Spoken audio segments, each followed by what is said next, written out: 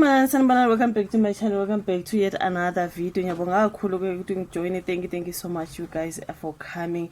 As we heard ukuthi Advocate Mngomezulu is no more, something like that. Bafethu, I did report on that matter ukuthi akasekho ke omunye wabameli when it comes to the Senzo Miwa trial, Advocate Mngomezulu.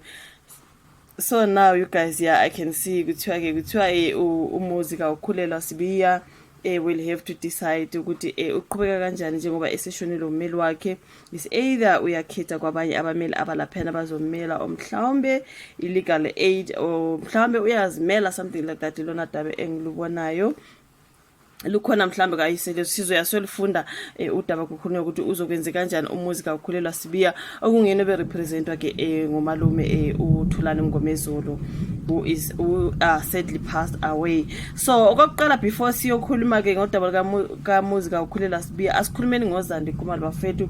Ngibonile ukukhulunywa ukuthi uZandi Khumalo uzwakala or ubonakala lapha na ka Twitter postile celebrate allegedly ukuthi uZandi ngathi be celebrate ukuhamba emhlabeni Mngomezulu ethi bona ke abathinto abona bayingozi allegedly, you know what I mean. So abantu bashone behlasela uZandi Khumalo namhlanje, just in case you're watching the video tomorrow, behlasela uZandi ngenkulumo yakhe into ayipostile online bafethu. Zandi Khumalo seemingly celebrates Advocate's death in a cryptic post. Khele Khumalo sister Zandi Khumalo has sparked controversy with a post seemingly celebrating the death of Advocate Thulani Mngomezulu, who represented accused number 1 in the Senzo Miwa trial. This is MTN News. Shortly after his family confirmed his passing, uZandile posted on Insta. Okay, so that was Instagram, not Twitter. Wathi yena ithi le ngoma bathinta thina bazofa baphele, imkhonto yethu ingcolile, sizinsizwa thina webafana, ubosiphathisa okwezikhali zamantungwa. So people are saying, okay, maybe he didn't mean really ukuthi ujabule ukuthi Mngomezulu akasekho, but the timing of what she was saying was just so bad, you know what I mean. Why would you say that ngemva ukuthi Mngomezulu akasekho usuthi anithintwa nina emkhonto yenu ingcolile? The timing of the post had raised eyebrows, with many interpreting it as a veiled reaction to Mngomezulu's death. Kune clip yakhona bafethu ayenye ekuthi and we posted along those captions. Abanye bethi no, iculo likaZandi azol-release whatever it is, you guys. So I do not know, but ke kushona ukukhulunywa ngokuthi hey uZandi man, uZandi akakwazi ukukhuluma. And why would you say that just after Advocate Mngomezulu passes away bese does thina? Like really? Okay, let's go under at that post like MTN News bekhuluma ngoZandi. Someone said this Khele Khumalo family is just a bunch of broke flyers who celebrate someone's death like this. Omunye wathi yona this is the worst family in South Africa. Yesho abaka Khumalo. Omunye wathi when karma lands at their doorstep, she should receive it with the same spirit. And then asibone ke ngifunda nje abantu bephendula ukuthi uZandi be celebrate. Omunye wathi yebo angithi uKheli useyisangoma. And then omunye wathi wow, and then they call themselves Christians. How do you celebrate someone's death uthi anithintwa nina ninezikhali eziyingozi blah blah blah, which means we are talking about ukudlula emhlabeni kaMngomezulu. Hayi noma sokuthiwa iculo ozolirelease or whatsoever. Why just after the passing of Mngomezulu? So angazi.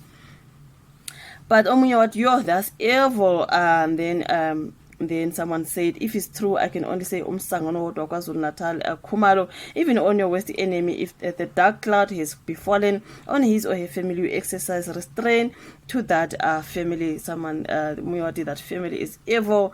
There's a lot that people were talking about uZandi Khumalo, you guys. She thinks witchcraft will take them somewhere. Foolish girl. Somebody said the Khumalos needs to be cancelled. Fuck. Then someone we ain't dealing with normal people here. So wathi inyembezi zabaka meyiwa angeke ziwele phansi. And why mele uZandi akhulume kanjalo just after ukudlula emhlabeni kaMngomezulu ebese khuluma ukuthi abathinteki bona. Nangomunye I still say arrest everyone who was in the house when the incident took place. Why is Khele Khumalo's music still playing in radio stations? Then I wonder how they sleep at night with such guilty. So omunye Advocate Thulani Mngomezulu was just doing his job as a lawyer. His role was to represent an accused in a murder case based on the briefing he received. He was not fighting with the Khumalo family. Zandile is out of order. These are people who do things that tarnish our community, something like that. So kuningi abantu bashone bemhlasela uZandi Khumalo ukuthi okay, why are you talking like that just after Mngomezulu alale, and then this is you talking like this, Zandi?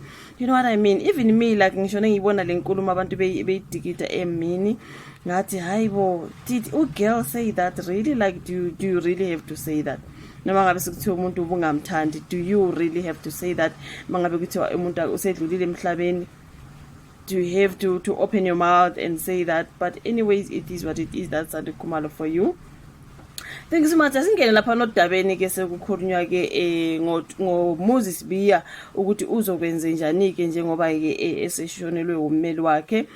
Asiphumeni nje koZandi bafethu ngoba oZandi bona bazoshayisa ngamakhanda, honestly speaking, because I don't think you can celebrate ukudlula komunye umuntu emhlabeni. Like honestly, Zandi, no girl, you really need to I do not know, girl, you can do better, right? But anyways, kuthiwa ke kuzoba nomthelela ke okungemuhle kwelika Meyiwa ukushona kommeli, njengoba ke bathi kuzoba libambezela icala ke lokubulawa kwayengumongameli ngiyabathanda umongameli wayengunozinti ke weOrlando Pirates nebafana Senzome yokushona kommeli Advocate Thulani Mngomezulu.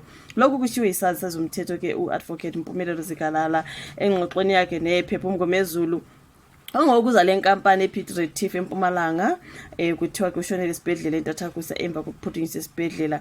So bese kunesikhathi uMngomezulu engeke enkantolo ke sizwile ngalokho, ngesikhathi uqala ukugula kwakhe wayelokho ecela ukuthi kuhlehliswe icala bafethu ngoba exinwa ukugula engasakwazi ukuya enkantolo. Bebuye ekhala ngekhanda nangokugodola, something like that. Uzikalala sekukhuluma ukuthi uthe akubuzwa ukuthi ukushona kwaMngomezulu kuzoba nomthelelo omubi kuleli icala. Sekufanele ukuthi umangalelo wokuqala umuzi Khulela Sibiya athole ummeli omusha ozongena endaweni kaMngomezulu. Lo mmeli na kanjani uzofuna ukunikwa isikhathi, kusho uZikalala. Uthe isikhathi azosicela ummeli omusha esokuthi afunde osokwenziwe enkantolo nesokuxoxa ke nomangalelwa maningi amathuba okuthi athi esekufundile asekwenziwe enkantolo bese ecela ukuthi kuphinde kubizwe ofakazi abathize ukuze abahlome ngemibuzo uma kukhona lapho angagculisekile khona, which means this is something that's going to take long, right?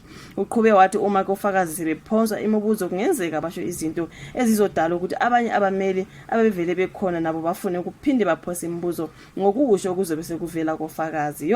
I see this thing taking very long. Okungacishe kube ngcono ukuthi kubuye uAdvocate Sipho Ramasipili, kodwa nakhona naye usengasho ukuthi ucela ukunika isikhathi sokuthi abuyekeze ubufakazi obuthile obuqondene ke nomangalela obemele uMngomezulu. Angabeka iphuzu lokuthi ngesikhathi kukhona uMngomezulu ubenake lokho obekuthinta ikhasimende lakhe hayi elika Mngomezulu. Ngakho udinga isikhathi ukubuyekeza okuthinta lona uma sekufanele ukuthi kube uye olimelayo. Na uthe lokhu yinto engeke ibalekele njengokusibiya ke kufanele abe naye ummeli ozommela, futhi kufanele ummeli wakhe omusha anike ithuba lokubuyekeza ubufakazi ukuze umangalelo angasho ukuthi abenzekanga ubulungiswa ekuqhubeni kwecala. Ukhulumela indeni yabamangaleli uNkosikazi Nqobele Maphisi uthe kubuhlungu kushona kaMngomezulu, wathi bebenethemba lokuthi bafethu. Sorry guys, uthe bebenethemba lokuthi yize esamile ukuya enkantolo uzobuya aqhubeke nomsebenzi abewenza. Ubelithande leli cala enza konke okusemandleni ukuthi abamangaleli bathole ubulungiswa eshophela uMngomezulu. Kwaze kwakubi, you guys, let's hope sekumele uSibiya manje abone ukuthi wenze njani bafethu. Mangabe kumele ethathe omunye wabameli, naye lo mmeli uzodinga isikhathi, noma ngabe thola omunye omusha naye udinga isikhathi, noma ngabe kwenziwani still sokudinga kubuyele emuva kancane. So bengida sikhulume ke ngebehavior kaZandi Khumalo after ukushona kaMngomezulu, sibe sikhulume futhi ngodaba ke Lucas muzika ukukhulelwa. So that's it, man. But anyways, thank you so much for watching this video. Rest in peace Advocate Thulani Mngomezulu. Sizobe sibona futhi kwenye video elandelayo. Bye.